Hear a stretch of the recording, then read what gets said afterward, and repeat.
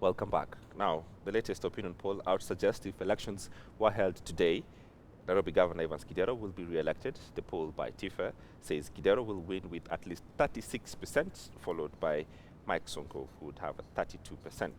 The other candidates who've thrown their hats into the ring barely register a mention.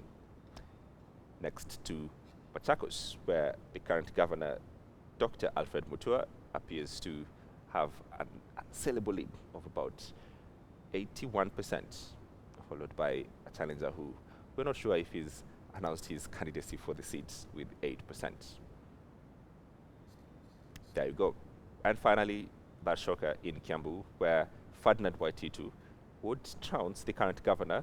That is, there you go, on your board now.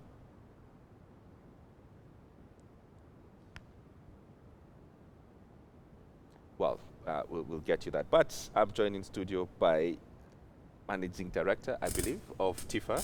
That's Maggie Reri. Karibu sana to the program. Thank you. So the quick question is, what does this mean for the candidates? Let's start with Nairobi. Nairobi is the most interesting one.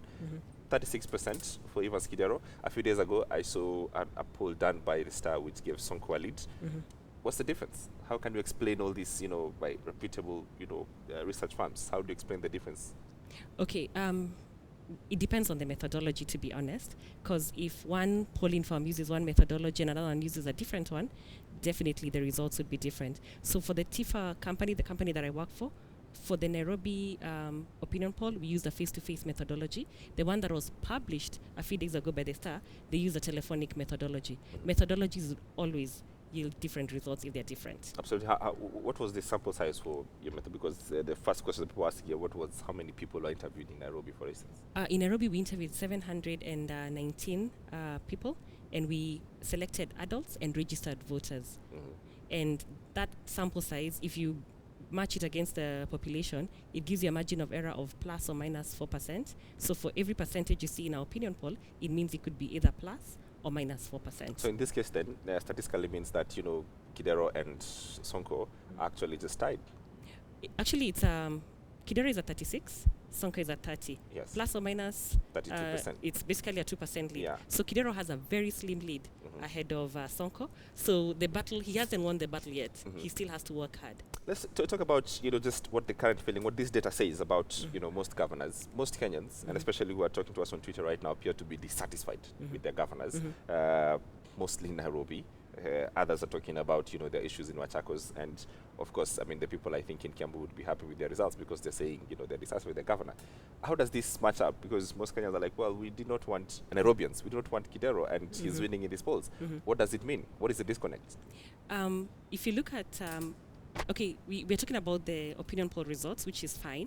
But before we ask the question, who do you vote for, we asked our respondents, is your county heading in the right direction or the wrong direction? Let's talk about Nairobi. At least 35% of Nairobians feel that the county is going in the right direction. It's no wonder that Kidero's support is about 30%, because another 30 think that the county is going in the right direction. If I take Machakos, the respondents said 66% say that the county is heading in the right direction, and it's no wonder that Alfred Mutua's support is actually quite high, almost at 81%. If you look at Kiambu, at least 35% of the Kiambu residents say that the county is going in the wrong direction, and it's no wonder that the incumbent has a low support. So where the residents feel that the county is going in the wrong direction, then they're unlikely to have a high support for the incumbent. How do you deal with the question of voters trickling from a county to another? Because in Nairobi, for instance, there's been quite some number of voters coming from, say, Kiambu County, and really has been quite up about this. Say, well, we're going to win this because we're asking our people to come to Nairobi County. How do you detect that?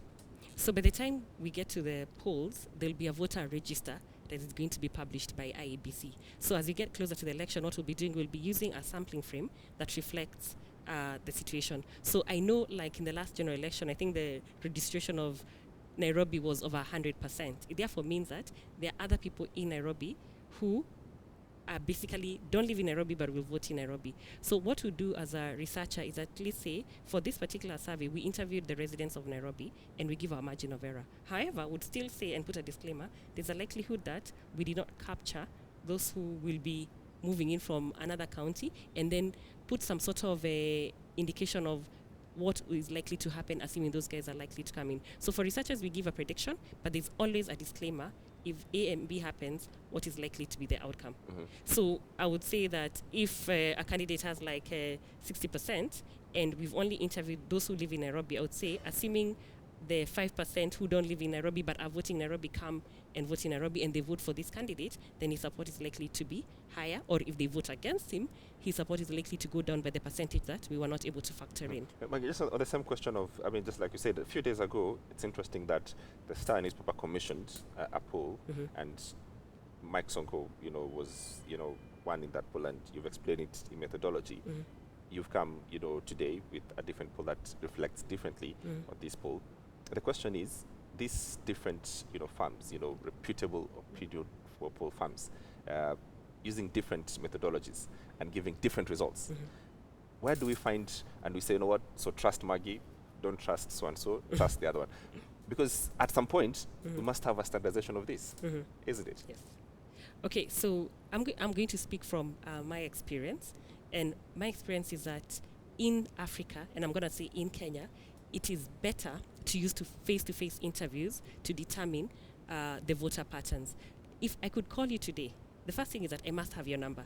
Then I could call you today and you're not available. I call you tomorrow, you're not available. What do? I then pick the next available person. But for a face-to-face interview, I will come to your house. I will knock on the door. I will actually find out, assuming you're the person that I want to interview and you're not there, I'll actually find out when can I come back and interview you. And I can even confirm that you actually live there. Some of these telephonic interviews, if you are to check them out, you can find that there's a telephone number. When you collected my number, I was probably living in Nairobi. Now I've actually moved to, let's say, Kisumu. So how do you verify that the people you interviewed are the residents of that particular area? How do you verify that they're registered voters? So for me, what I would say, a face-to-face methodology always provides the right output and it's more accurate. A telephonic survey is indicative. I'm not saying it's wrong, it's indicative. But if you move closer to the election, you'll actually see most of the polling firms using a face-to-face methodology. Still, the problem of face-to-face is, you can come to me and I'll say, well, I am a tip, supporter. I could lie to you. How do you check my lie? That's a very good question. And the only way you can test whether somebody is lying or not is after the ballot.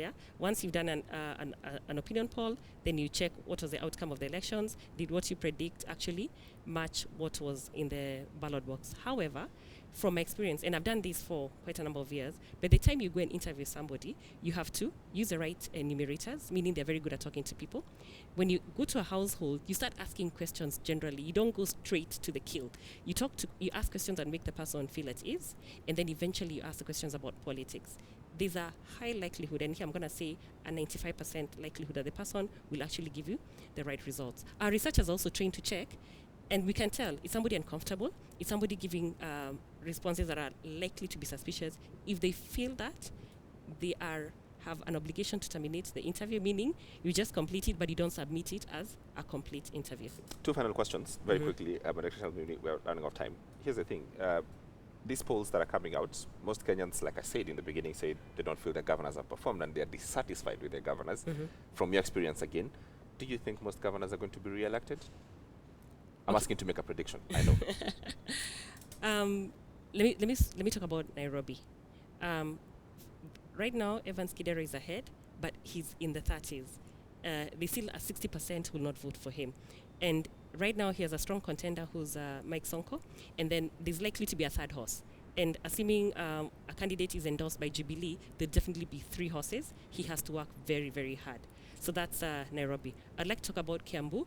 Kiambu, for me, it's very clear. Whoever is given the Jubilee ticket will basically win it. Is it going to be Kabogo or is it going to be YT2? Whoever is given the ticket will win it. So that's quite easy. For Machakos, the opinion polls are showing Alfred Mutua is ahead and without any strong contender. So unless a very strong person rises up and has the right party ticket and competes against Alfred Mutua, then right now I see no competition in Machakos and is likely to be re-elected. 10 seconds or less, who pays for your polls? We fund the polls ourselves, and because that is also part of what is in the Opinion Polls Act, if somebody funds you, you must declare it, and here I'm declaring that. We were not funded, we did the research ourselves, and we paid for all the costs. Right. Yes. Hoping to see the next opinion poll in 4 months, you said? Yes. Thank you very